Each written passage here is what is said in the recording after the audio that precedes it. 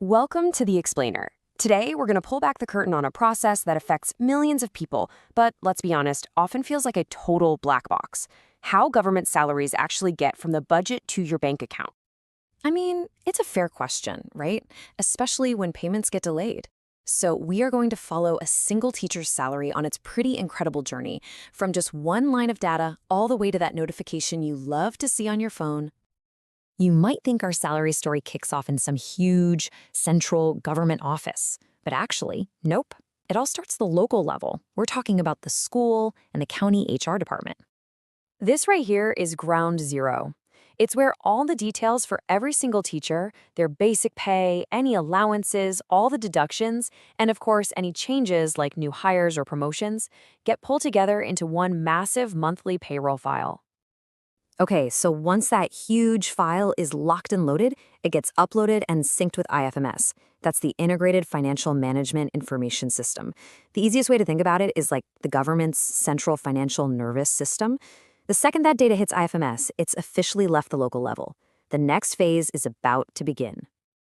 Now, this salary data doesn't just get to cruise on through the system. It now has to survive what I like to call the approval gauntlet. It's a really strict, multi-layered chain of approvals that's built right inside IFMIS. Think of them as a series of digital checkpoints. And it's not just one person signing off. The data is now looking at 4 distinct checkpoints, and at every single one, a different official has to meticulously review and verify the information before it's allowed to move on. This sequence is really the core security feature of the whole system. First up, you have a payroll officer checking all the individual entries. Then a supervisor looks at the bigger picture. After that, an accounting officer confirms the total dollar amount. And finally, the chief finance officer gives that ultimate final sign-off. It's like a series of locks, and each one has to be opened in the right order. So you might be asking, why all the hoops?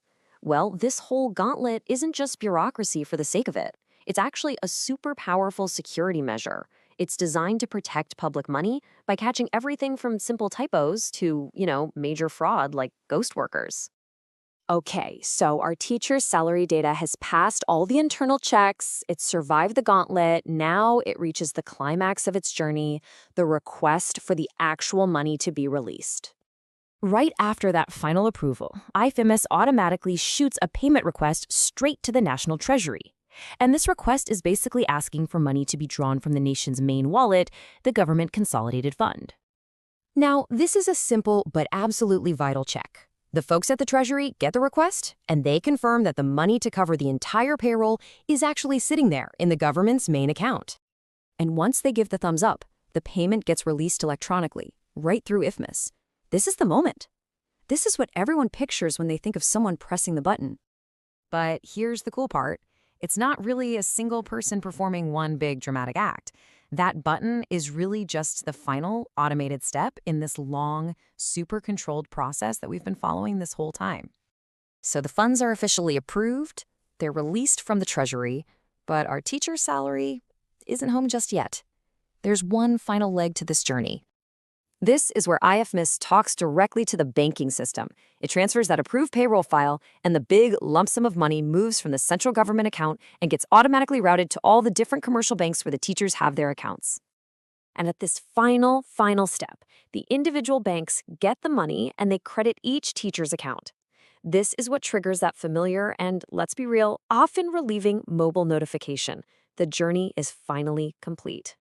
So if the system is this structured, this automated, why in the world are salary delays still such a common and deeply frustrating problem for so many people? Well, here's the hard truth. A delay can pop up at any stage of the journey we just walked through. The payroll file could have been submitted late from the school. Maybe one of those key approvers is on leave. The Treasury itself might be having cash flow problems, or it could even be a simple processing delay at the bank. And this really gets to the heart of the whole system. There's this constant tension, this tug of war, right?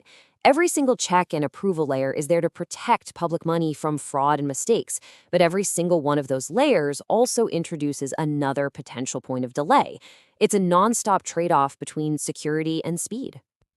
So now we don't just understand how the process works, but we also get why it can sometimes fail. The system is fundamentally built for safety, not for speed. And that leaves us with one big final question to think about. Have we found the right balance?